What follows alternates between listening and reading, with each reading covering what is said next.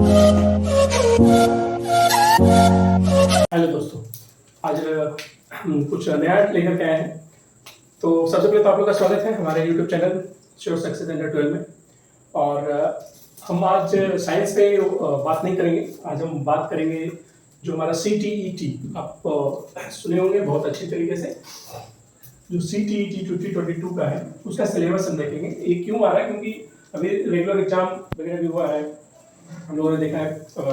जो पहले का एग्जाम और अभी जो लेटेस्ट चल रहा है कुछ सिलेबस वगैरह भी चेंज हुए थे बीच में। फिलहाल तो जो मुझे लग रहा है कि पीछे का जो सिलेबस था उसमें इस बार कोई चेंज नहीं होना चाहिए। तो आज हम जो आपको बताने वाले हैं मैथ का, एक्चुअली मैथ में आपका पेपर 1 पेपर 2 रहता है। तो मैथ का पेपर 1 हम आज उसका सिलेबस के बारे में जानेंगे और उसके बाद फिर हम आगे की क्लास में इस सब के बारे में विस्तृत रूप से जानकारी लेंगे, क्वेश्चन आंसर करेंगे, थ्योरी पहले देखेंगे, उसके बाद बहुत सारे टाइप का जो ऑलरेडी क्वेश्चंस वगैरह हैं उसको सॉल्व करेंगे और उसके बाद फिर हम लोग जो प्रीवियस ईयर क्वेश्चंस है उसको भी देखेंगे और जो बेसिक होगा उस पर ध्यान रखेंगे। तो आप CTET में हमेशा देखेंगे पेपर 1 जो होता है वो 30 मार्क्स का होता है और मैथ ऐसा सब्जेक्ट है इसमें 30 आउट ऑफ 30 लाया जा सकता है।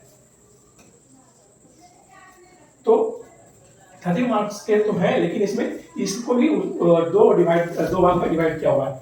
एक जो 15 मार्क्स का होता है वो होता है कंटेंट, कंटेंट से आता है कंटेंट, और दूसरा आता है पेडागोजी से।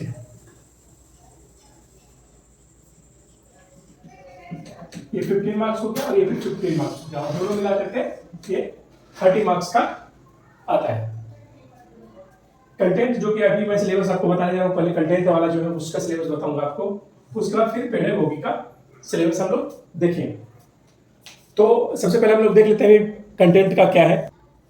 जैसा कि हमने आपको पहले बताया कि जो CTET वो एक्चुअली 2011 से चल रहा है और अभी चल रहा है 2022, यानी इस 11-12 साल के दरमियान बहुत सारे सिलेबस चेंज भी हुए।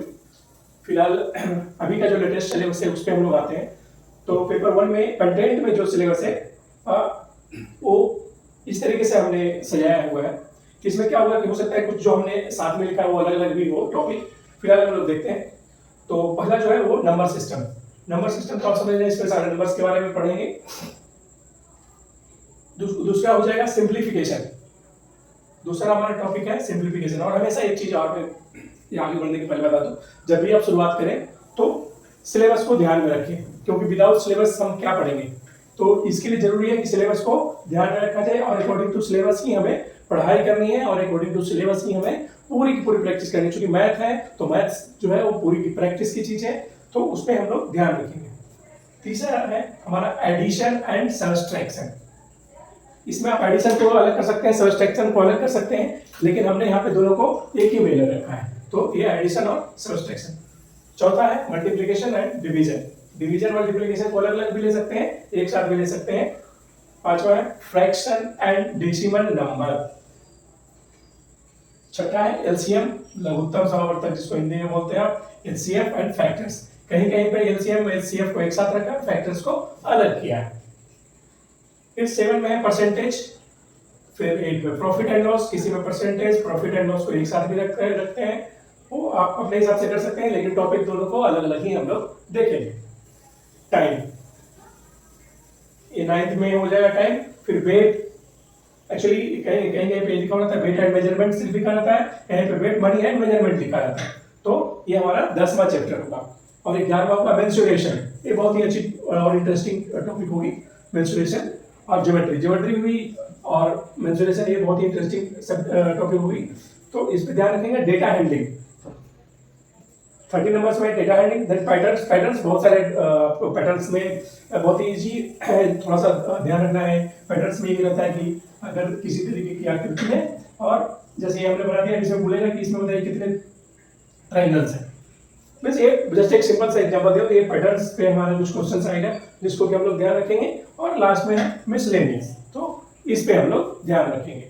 अब इसमें ये जो 15 टॉपिक है, इसको अगर आप अलग अलग करें तो और भी लंबा चला जाएगा, लेकिन फिलहाल हम लोग इसको इतना पे रखते हैं और इसी को हम लोग आगे विस्तार रूप से पढ़ेंगे। इसको पढ़ने के पहले एक चीज ध्यान रखिएगा, जो बहुत ही चूंकि ये सारी चीजें सीटीईटी है, सीटीईटी का मतलब है कि आपको टीचर्स के रूप में जाना है तो बच्चों को समझाना पड़ेगा, तो बच्चों को समझाने के पहले आपको खुद समझनी है और वो सरल तरीके में समझानी होगी आपको, बहुत ही सरल तरीके में, क्योंकि बच्चे बहुत छोटे छोटे होते हैं और उनको हमारे जैसे हम लोग के जैसे जो दिमाग वो विकसित उस समय नहीं होता है, तो उनको उनके ही लैंग्वेज में पढ़ाना, ये सारी चीजों को समझना होगा।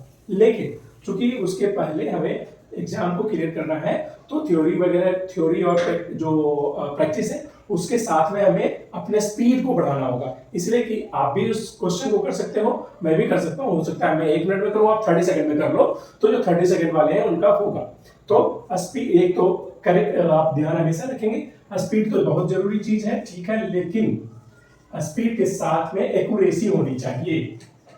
एक्यूरेसी का मतलब है कि आप कितना करेक्ट करते हैं, ये नहीं कि स्पीड में बना लिया पूरे 1 घंटे का जो पेपर उसको आधे घंटे में और सारे के सारे गलत हो गए, नहीं, एक्यूरेसी भी होनी चाहिए। तो स्पीड और एक्यूरेसी को हम लोग साथ में और बैलेंस के रूप में रखेंगे और इसको मैं तो डेली जितना हो सके 20 पेज 25 पेज इस तरीके से आपको डेली बनाना होगा।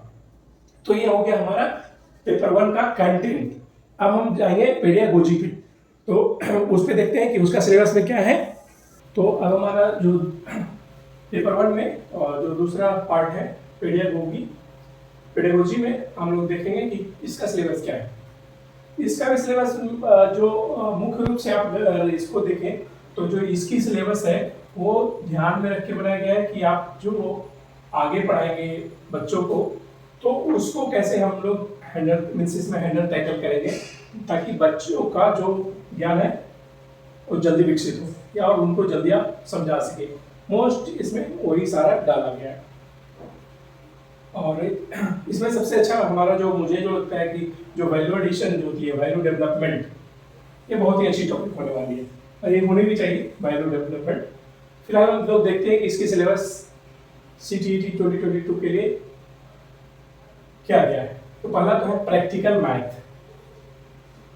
कॉन्सेप्ट फॉर्मेशन, ये सारा आप देख रहे हो, प्रैक्टिकल मैथ, कॉन्सेप्ट फॉर्मेशन, ये सारा का सारा रिलेटेड है कि how you are going to proceed for teaching, और उसमें आप कैसे करेंगे उसी का वो देखना चाहते हैं कि आपके पास कितना नॉलेज है और कितना आप कर पाएंगे, बस उसी का है। इंट्रोडक्शन एंड प्रोसेस, ये टेक्स्ट बुक की रहेगी, टेक्स्ट बुक को 2 पार्ट में भी बांटा जा सकता है।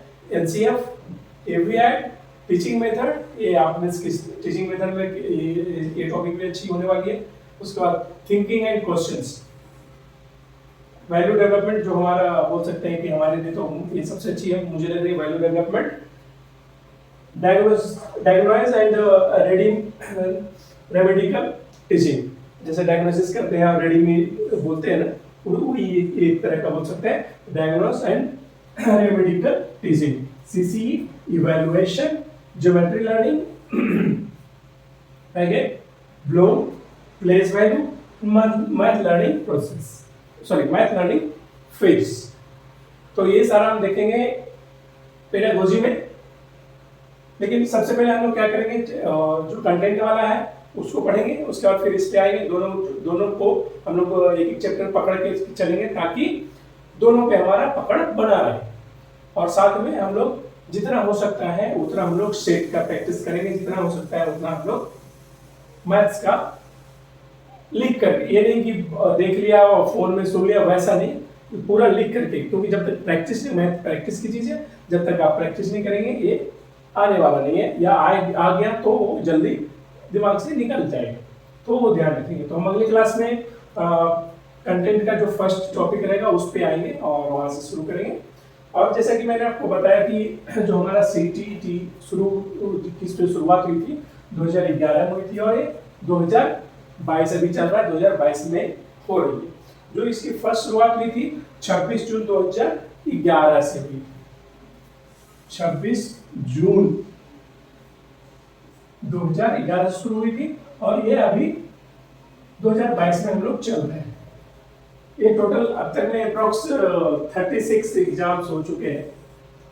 तो 36 एग्जाम हुए तो बहुत सारे पेपर्स भी होंगे हमारे पास, तो इन सबको भी हम लोग लेके पढ़ेंगे, इसका भी हम लोग अलग से लेकर के चलेंगे और इसके पैटर्न पे हम लोग बाकी जो मैथ्स है उसको भी सॉल्यूशन करेंगे। और हम लोग अपने आप को देखेंगे भी कि हमारा स्पीड क्या है और एक्यूरेसी क्या है, उसको भी हम लोग हमेशा ध्यान रखेंगे।